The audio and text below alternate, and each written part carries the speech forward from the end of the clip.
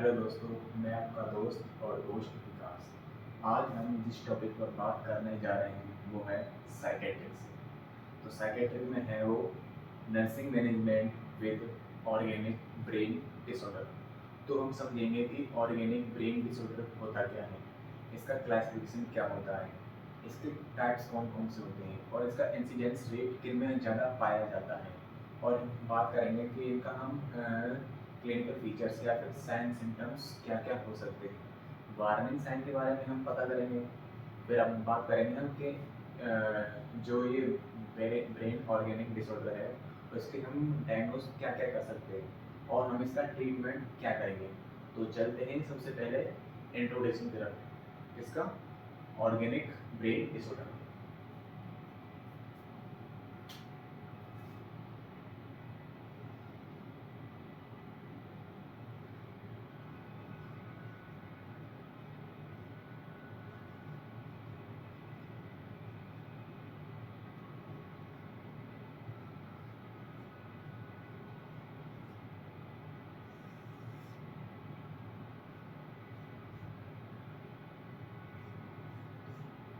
बात करते हैं हम इंट्रोडक्शन की कि ऑर्गेनिक ब्रेन डिसऑर्डर का इंट्रोडक्शन क्या होगा। चलते हैं।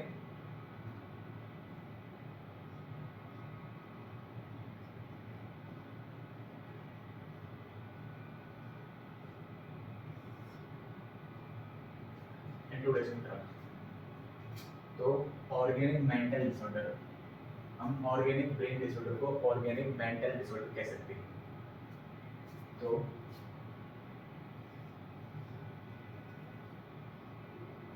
Organic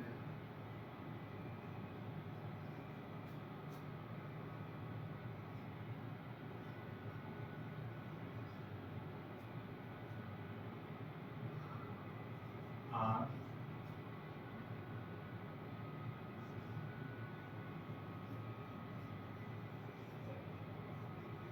personality and psychological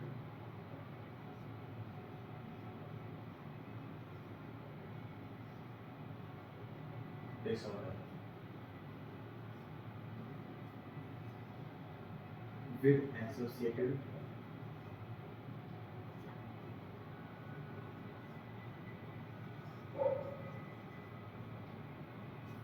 transient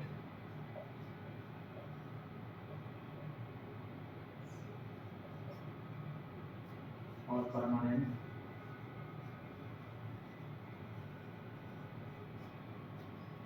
brain disorder.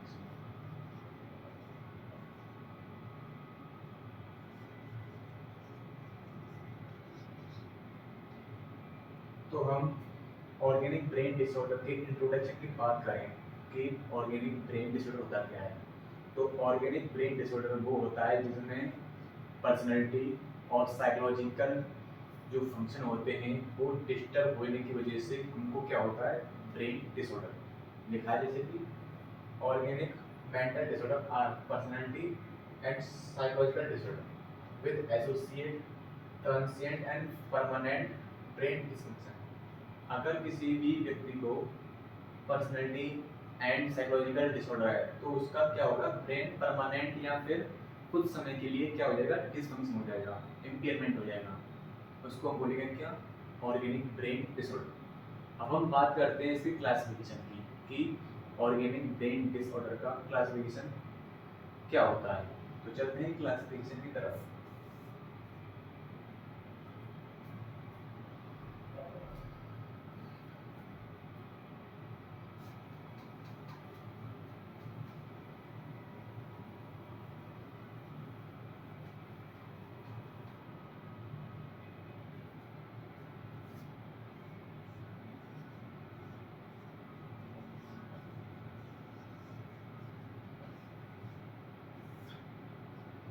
Classification, तो ऑर्गेनिक ब्रेन डिसऑर्डर का क्लासिफिकेशन है वो है F0 से लेके F9।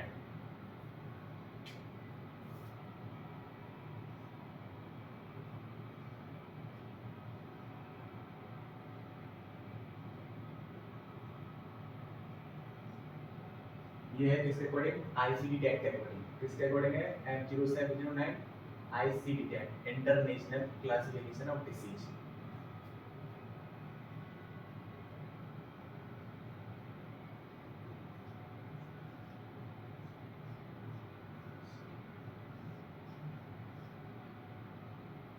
किसके अकॉर्डिंग है? ICD-10 के अकॉर्डिंग।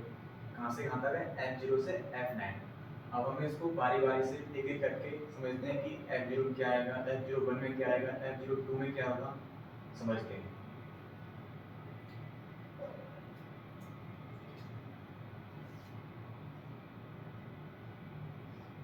F0 F0 में आएगा dementia and Alzheimer disease.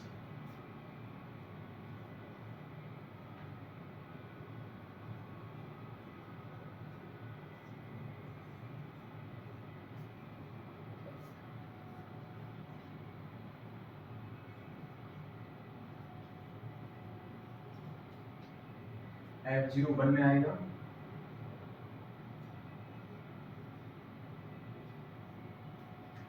Vascular dementia. क्या आएगा? Vascular dementia.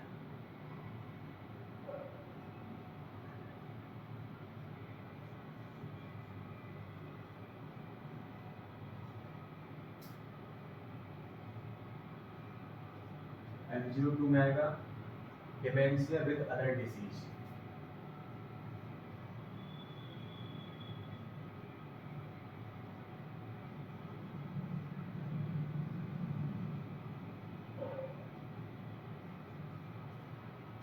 F03 में आएगा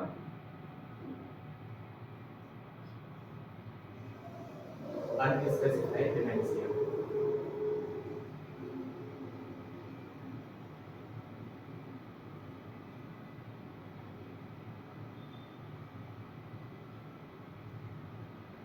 अब F04 इसमें आएगा ऑर्गेनिक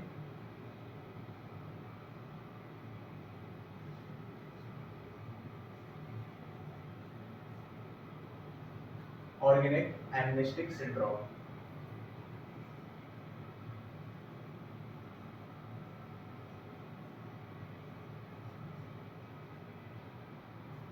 अब आएगा F05। F05 में आएगा डेलीरियम।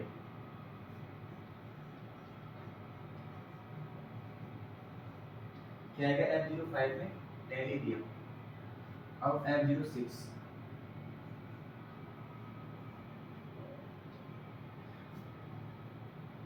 इसमें आएगा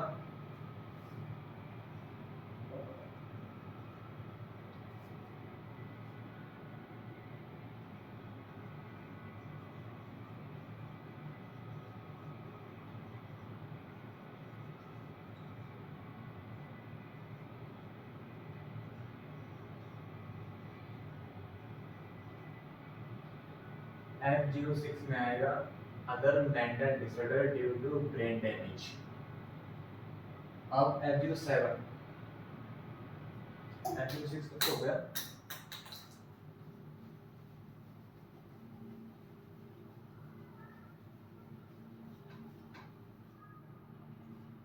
अब आएगा F07। F07 में है personality and behaviour disorder.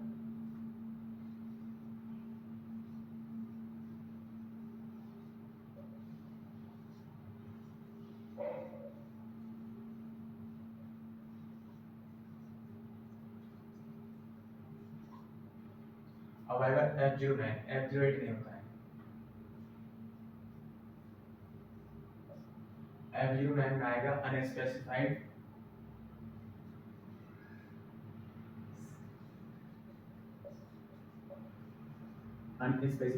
Organic and symptomatic.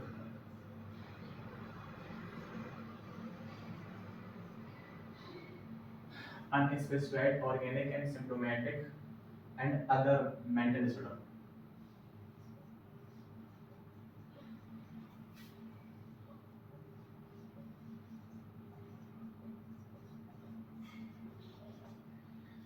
तो F07 में पर्सनैलिटी एंड बिहेवियर डिसऑर्डर और F09 में अनस्पेसिफाइड ऑर्गेनिक एंड सिम्प्टोमेटिक और mental disorder, other mental disorder. ये हो गया इसका क्लासिफिकेशन। अब हम बात करते हैं F0 की, जिसमें आता है डिमेंशिया। तो हम बात करते हैं डिमेंशिया की।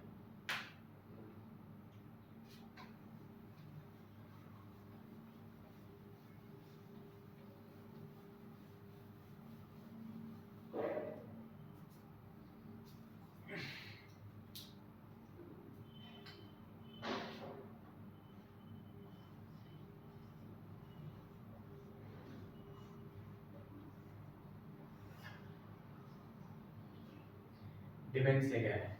तो हम डिमेंशिया को बोल सकते हैं क्रॉनिक ऑर्गेनिक ब्रेन डिसऑर्डर या syndrome. Chronic organic brain disorder क्या बोल सकते हैं?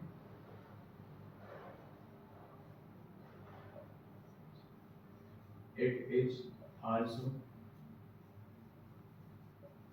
कॉल्ड chronic organic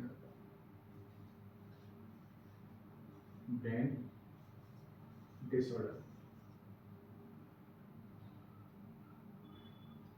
अब हम बात करते हैं कि डिमेंशिया होता क्या है। ये तो हो गया इसका अलग से नाम, मतलब एक और नाम, इसको हम क्या बोल सकते हैं। अब हम बात करते हैं कि डिमेंशिया होती क्या है। तो डिमेंशिया होता है, dementia is a impairment of intellect memory with personality but without impairment of consciousness. मतलब डिमेंशिया में हमारी इंटेलेक्ट मेमोरी और पर्सनैलिटी क्या होती है, इम्पेयरमेंट होती है, क्या होती है, डिफेक्ट होती है। बट इसमें जो कॉन्शियस लेवल होता है वो उस पर कोई इफेक्ट नहीं पड़ता है, वो होता है डिमेंशिया। डिमेंशिया को बोल सकते हैं लॉस ऑफ मेमोरी, सिंपल सी मतलब। तो बात करते हैं dementia.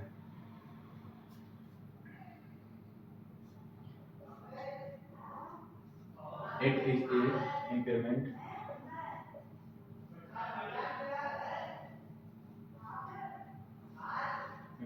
of a intellect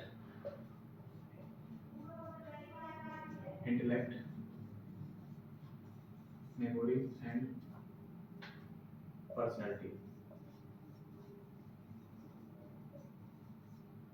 but without impairment of consciousness।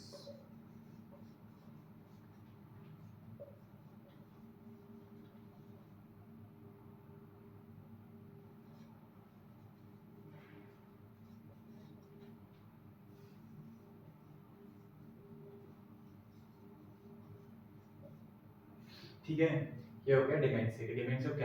Dementia होता क्या है? तो क्या होता है, it is also called chronic organic brain disorder. इसको हम क्रॉनिक ऑर्गेनिक ब्रेन डिसऑर्डर भी बोल सकते हैं। तो इसमें क्या होता है, इसमें होता है impairment of intellect memory and personality. इसमें जो डिस्टर्ब होती है क्या होती है, मेमोरी एंड पर्सनैलिटी। बट इसमें जो कॉन्शियस लेवल है उसमें कोई भी इम्पेयरमेंट नहीं होता है, वो होता है क्या, डिमेंशिया। अब हम बात करते हैं इसकी इंसिडेंस के, इसका मतलब किन किन लोगों में डिमेंशिया पाई जाती है। ठीक है, तो हम चलते हैं इंसिडेंस की तरफ।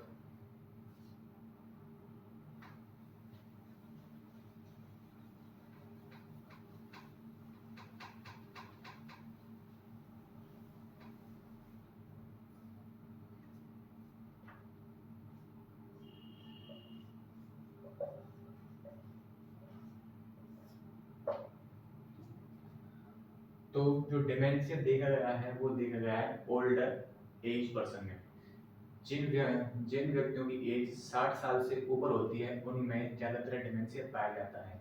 उनमें जो रेशियो है, उनमें रेशियो है कितना, 0.1%। जिन लोगों की उम्र 60 से ऊपर है, 60 साल हो चुकी है, तो उनको डिमेंशिया हो सकता है। कितना परसेंट रेशियो, 0.1%। अगर जिन व्यक्तियों की उम्र 80 से ऊपर पहुंच गई है तो उनको कितना होगा, उसका रेशियो होगा 15 से 25%। कितना होगा, 15 से 25% हो सकता है किनको, जिनकी उम्र 80 साल से ऊपर हो गई है। ये होता है इंसिडेंस। देखते हैं तो It is occur in a older people.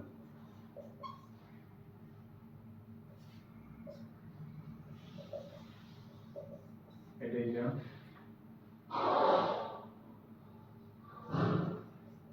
incidence of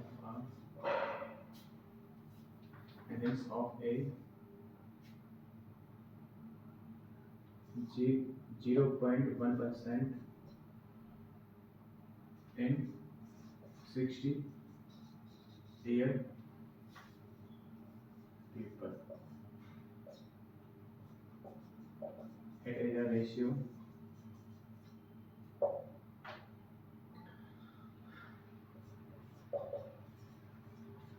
15 to 25% of 80-year-old person.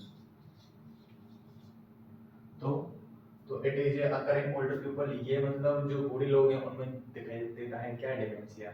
और इसका मतलब 0.1%, जब कोई व्यक्ति 60 साल का हो जाता है तो उन्हें कितना परसेंट देखने को मिलता है डिमेंशिया, 0.1%। अगर कोई व्यक्ति 80 साल का हो चुका है, अगर कोई व्यक्ति 80 साल का हो चुका है तो उसमें जो रेशियो है या फिर डिमेंशिया की जो कंडीशन है वो अगर हो कितनी परसेंट, 15 से 25%। ये होता है इंसिडेंस रेट कि डिमेंशिया किन लोगों में ज़्यादा दिखाई देता है या फिर होता है। अब हम बात करते हैं टाइप्स कि डिमेंशिया के कौन कौन से टाइप हो सकते हैं। तो चलते हैं टाइप्स की तरफ।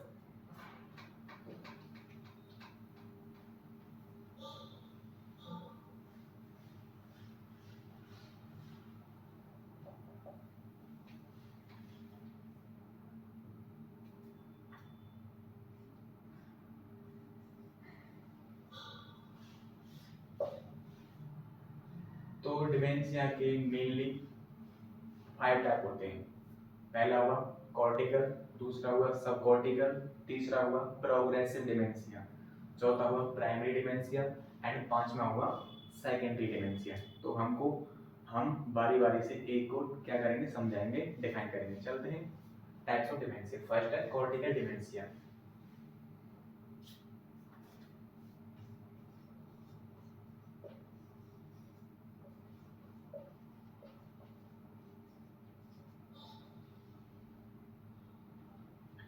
तो कॉर्टिकल डिमेंशिया क्या होता है, तो cortical dementia is a type of dementia. It is a damage of brain outer of the cortex. It is a mainly affect thinking, personality, memory and social behavior. Cortical dementia में brain damage होता है और ये mainly effect किस पर डालता है, thinking पर, पर्सनैलिटी पर, लैंग्वेज पर और सोशल बिहेवियर पर। ये हुआ कौन सा, कॉर्टिकल डिमेंशिया। तो it is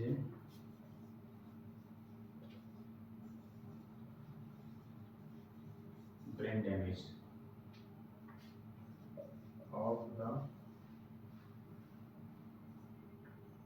of the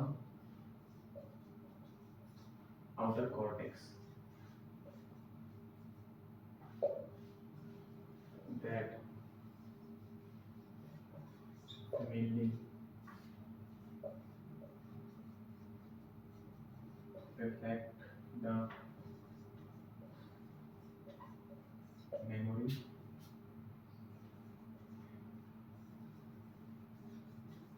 language,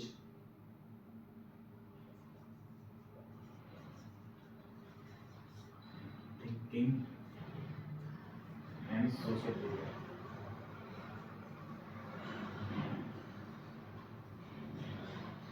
तो कॉर्टिकल डिमेंशिया क्या होती है, तो it is a brain damage.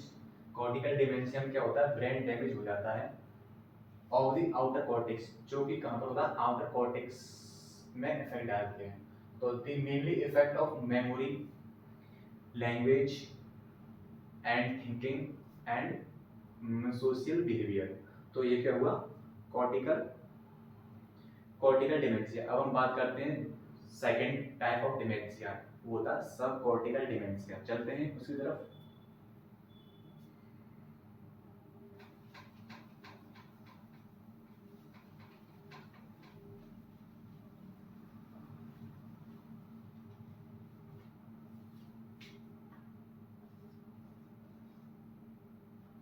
ये था सब कॉर्टिकल डिमेंशिया। अब सब कॉर्टिकल डिमेंशिया क्या होता है? तो सब cortical dementia is a type of dementia that affect of brain and mainly cause of emotion and movement. क्या होता है इसमें? सब कॉर्टिकल डिमेंशिया में इफेक्ट होता है क्या? Motion and movement. ये होता है सब cortical dementia.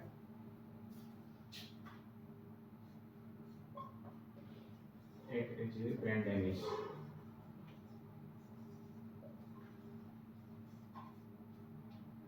that below cortex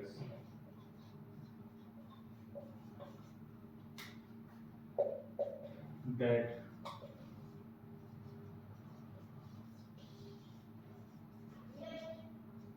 mainly affect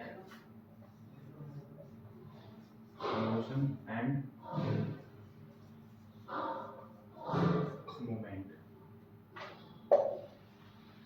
इसमें जो इफेक्ट होता है वो होता है मोशन एंड मूवमेंट। ये होता है सब कॉर्टिकल डिमेंशिया। ये होगा दूसरा टाइप किसका? डिमेंशिया का। अब हम बात करते हैं तीसरी टाइप की डिमेंशिया की। वो होता है प्रोग्रेसिव डिमेंशिया। क्या? Progressive dementia.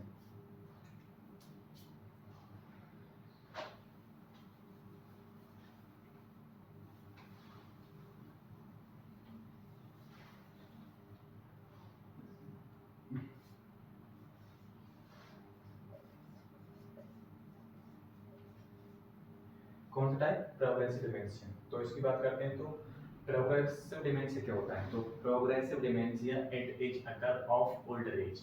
मतलब जो प्रोग्रेसिव डिमेंशिया है वो कब अगर होता है? ओल्ड एज में, about 60 year old. It is occur in a older people above 60 years। ये हुआ प्रोग्रेसिव डिमेंशिया। अब हम बात करते हैं फोर्थ। कौन सा? Primary dementia. चलते हैं प्राइमरी डिमेंशिया की तरफ।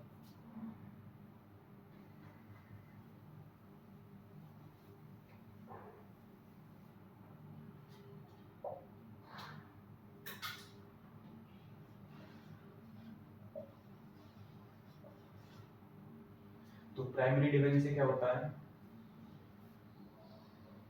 तो प्राइमरी डिमेंशिया में जो अगर होता है वो होता है Alzheimer. Primary dementia is cause of Alzheimer and not of any disease.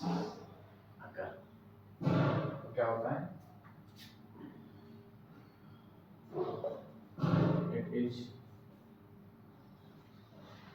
अकर ए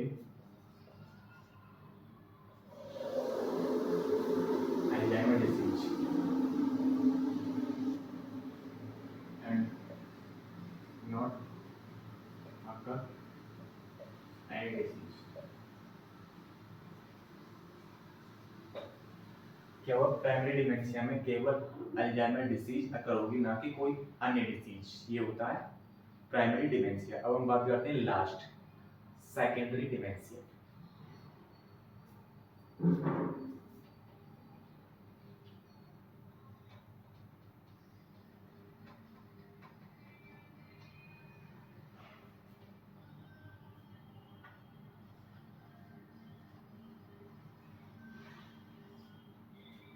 तो सेकेंडरी डिमेंशिया में क्या होता है? तो secondary dementia is a define of a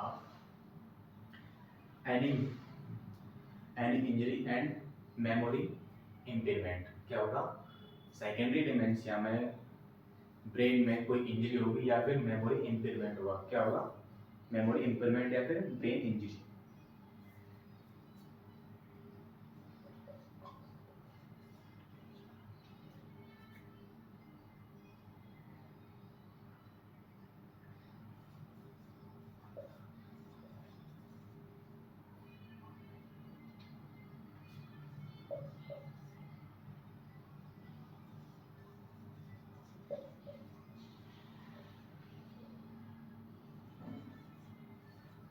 and memory impairment.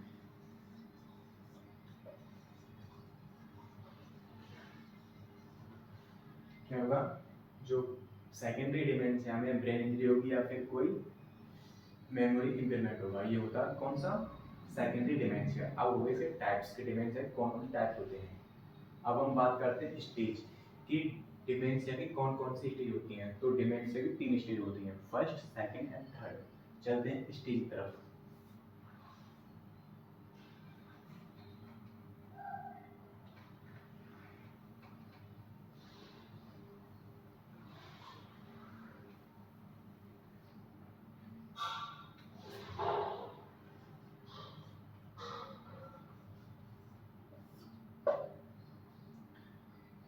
तो डिमेंशिया की 3 स्टेज होती हैं, फर्स्ट जिसको बोलते हैं हम अर्ली स्टेज।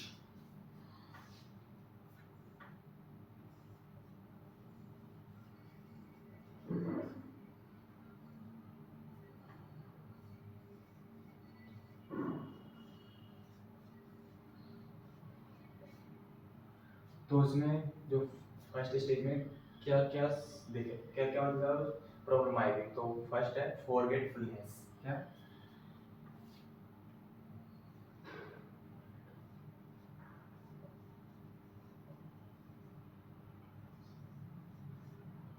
दूसरा होगा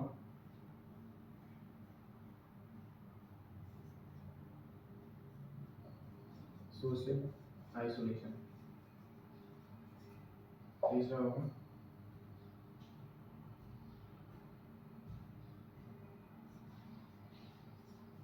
पुअर परफॉर्मेंस इन वर्क।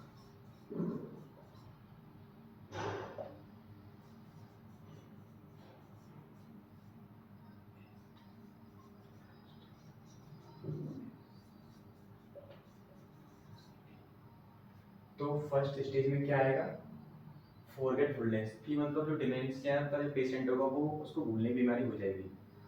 और फिर क्या आएगा, सोशल आइसोलेशन, वो समाज से क्या अलग थलग हो जाएगा, वो समाज से दूरी बनाए रखेगा डिमेंशिया की। क्योंकि जो लोग होते हैं वो उसको पागल बोलेंगे, पागल है, इसमें दिमाग नहीं है, तो इसलिए वो समाज से दूरी बना लेगा।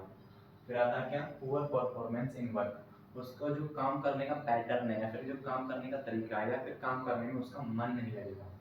फिर आता है lack of interest in society, lack of interest in society, कि उसको सोसाइटी में जो एक्टिविटी हो रही है उनमें उसका कोई इंटरेस्ट नहीं होगा। तो ये हो गया फर्स्ट स्टेज जिसको बोलते हैं अर्ली स्टेज। अब हम बात करते हैं सेकंड स्टेज। सेकंड स्टेज बोलते हैं मिडिल स्टेज। बात करते हैं कौन कौन क्या क्या होगा उसमें सेकंड स्टेज में, चलते हैं।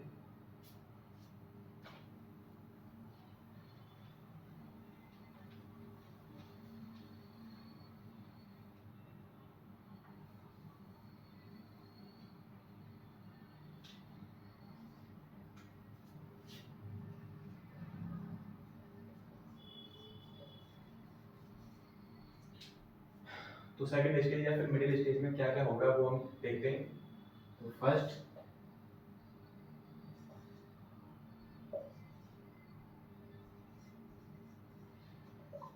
होगा सिर्फ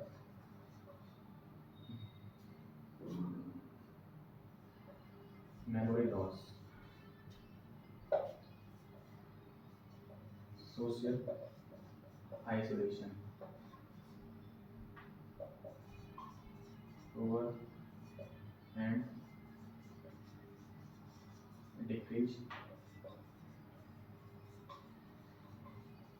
विजमेंट।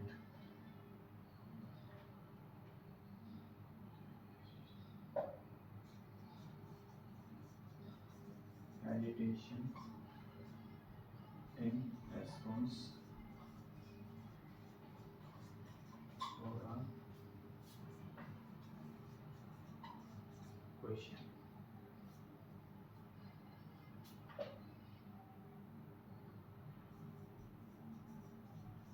डिस्टर्ब इन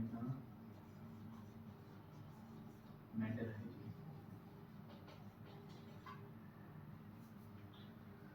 तो सेकंड स्टेज में क्या होगा, सेकंड स्टेज में आता है क्या, प्रोग्रेसिव मेमोरी लॉस, मतलब उसकी जो मेमोरी लॉस होती रहेगी। अब हम बात करते हैं सोशल आइसोलेशन, अब उसमें भी सोशल आइसोलेट था तो इसमें भी सोशल आइसोलेशन बना रहेगा। फिर हम बात करते हैं सेकंड स्टेज में, थर्ड पॉइंट की, पुअर एंड डिक जजमेंट। जो इसकी जो डिसीजन मेकिंग एबिलिटी होगी वो क्या होगी, लो होगी, पुअर होगी, कमजोर होगी। अब हम बात करते हैं hesitation in response for a question. अगर हम उससे जो डिमेंशिया का पेशेंट है, अगर हम उससे कोई क्वेश्चन करें तो उसका जो रेस्पॉन्स होगा ना, वो रेस्पॉन्स देगा कैसे, कपकपाहट के साथ, डर लगेगा उसको रेस्पॉन्स देने में, यानी प्रतिक्रिया देने में, उस क्वेश्चन का आंसर देने में उसको डर लगेगा। अब हम बात करते हैं डिस्टर्ब इन मेंटल हाइजीन। तो जो डिमेंशिया का जो पेशेंट है वो प्रॉपर क्लीन नहीं रह पाएगा, मतलब साफ सफाई नहीं बरतेगा। ये होगी सेकंड स्टेज। अब हम बात करेंगे थर्ड स्टेज, इसको बोलते हैं फाइनल स्टेज। चलते हैं फाइनल स्टेज की तरफ।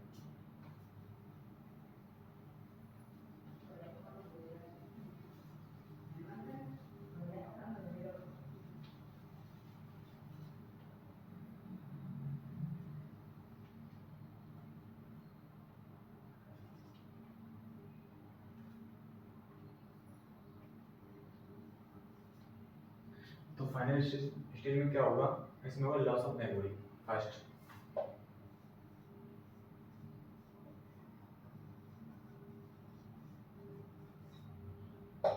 सेकंड होगा क्या,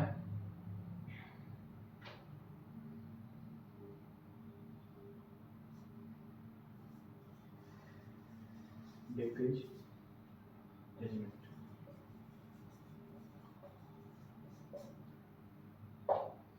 एंड और होगा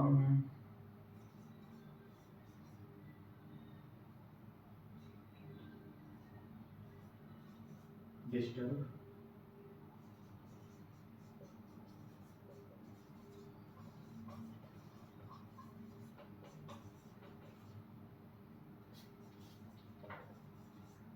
एंड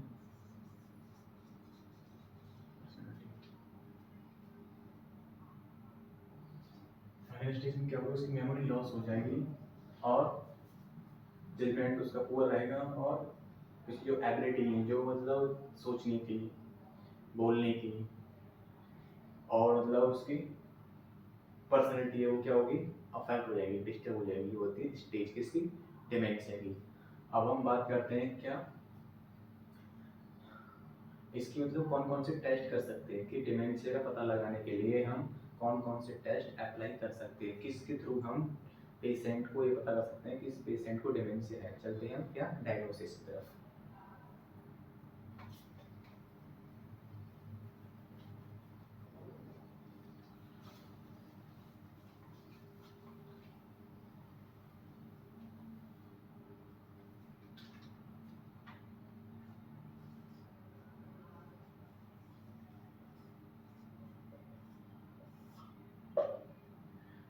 तो हम मेनली मतलब कोई भी मेंटली इल हो, मेंटली इल मतलब ये नहीं कि मतलब खाली उसको डिमेंशिया हो, डिलीरियम भी हो सकता है, और भी पर्सनैलिटी डिसऑर्डर और बिहेवियर डिसऑर्डर हो सकते हैं। तो मतलब कहने का मतलब ये है कि हम किसी भी मेंटल पेशेंट को पता करने के लिए कि ये मेंटली इल है, तो हम सबसे पहले क्या करते हैं, MMSE, mini mental status examination. तो इसमें भी हम क्या करेंगे, MMSE।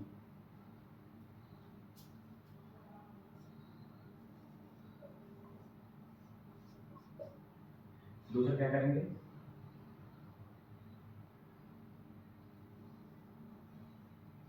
MRI। तीसरे क्या करेंगे,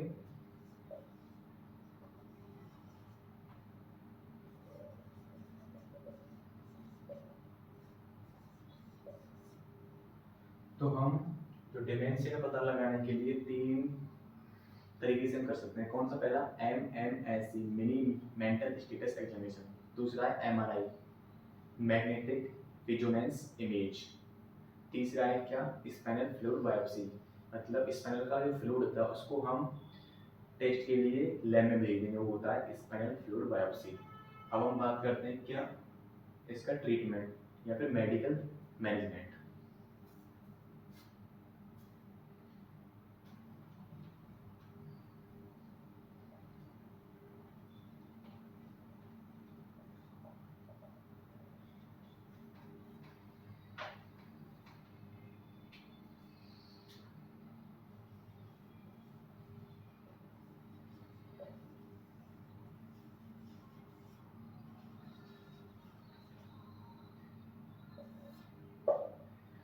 मेडिकल मैनेजमेंट हम कर सकते हैं,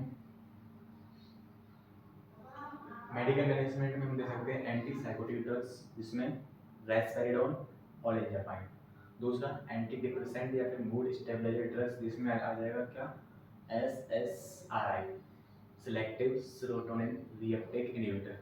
और मूड स्टेबलाइजर में तो लिथियम भी आ जाता है, सोडियम वॉलप्रोएट भी आ जाता है और कार्बामाजिपाइन भी आ जाता है। तो हम बात करते हैं मेडिकल मैनेजमेंट। तो पहला हुआ एंटी साइकोटिक ड्रग्स।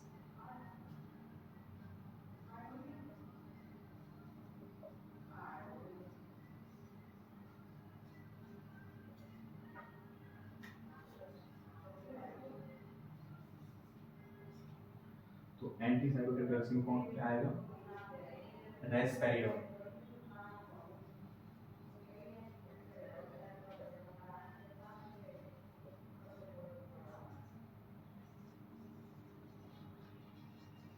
और एंजापाइन।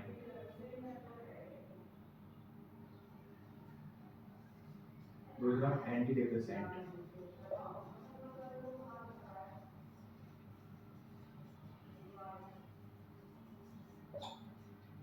इसमें क्या आएगा, एंटी डिप्रेसेंट या फिर mood stabiliser.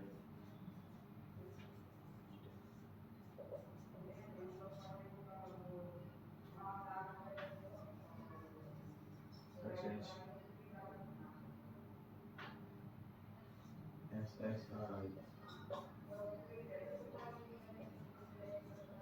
selective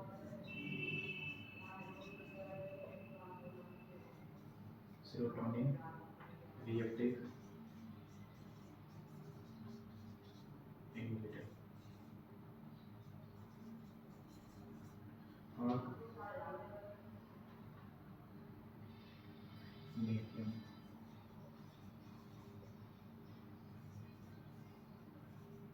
sodium valproate और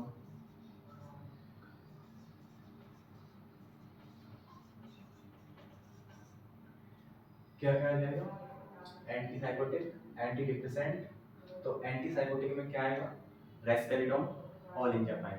और एंटी डिप्रेसेंट या फिर मूड स्टेबलाइजर में क्या आएगा, SSRI, selective serotonin reuptake inhibitor या फिर मूड स्टेबलाइजर लिथियम सोडियम वॉलप्रोएट या फिर कार्बामाजिपाइन।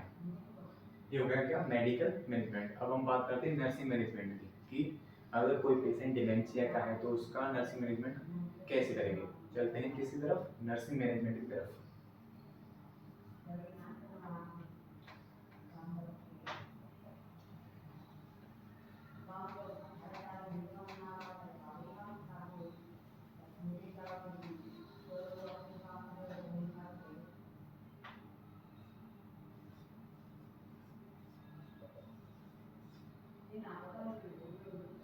तो नर्सिंग मैनेजमेंट में हम क्या कर सकते हैं, सबसे पहले उसको हम एक काल एंड क्लीन इन्वायरमेंट प्रोवाइड कराएंगे। अगर कोई पेशेंट डिमेंशिया का या फिर मेंटली इल है तो सबसे पहले हम उसको क्लीन इन्वायरमेंट और काल, जो साफ और शांत वातावरण या इन्वायरमेंट प्रोवाइड कराएंगे। उसके बाद क्या करेंगे, उसके बाद हम साइकोलॉजिकल सपोर्ट देंगे उसको, सिंपैथी प्रोवाइड कराएंगे उसको, वेल बैलेंस डाइट प्रोवाइड कराएंगे, उसके जो वाइटल्स हैं वो मॉनिटर करेंगे, उसकी जो कंडीशन है वो पर डे क्या करनी है, मॉनिटर करनी है। और उसको मतलब जो टैबैको है, अल्कोहल है, स्मोकिंग है, उससे क्या दूर रखना है उसको। और क्या करना है, हमको जो एक मेंटेन बैलेंस डाइट होती है वो देनी है। और जो दवाई है जो प्रॉपर डेली डे पर लेनी है उसको, वो हमें सही तरीक़ा से देनी है। ये होता है इसका नर्सिंग मैनेजमेंट। चलते हैं, चलो पॉइंट वाइज देखो। तो फर्स्ट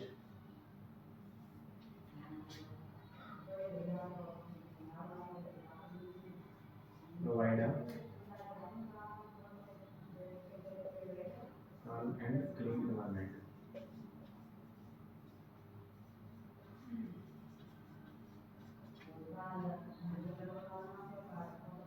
दूसरा वाक्य, प्रोवाइड अ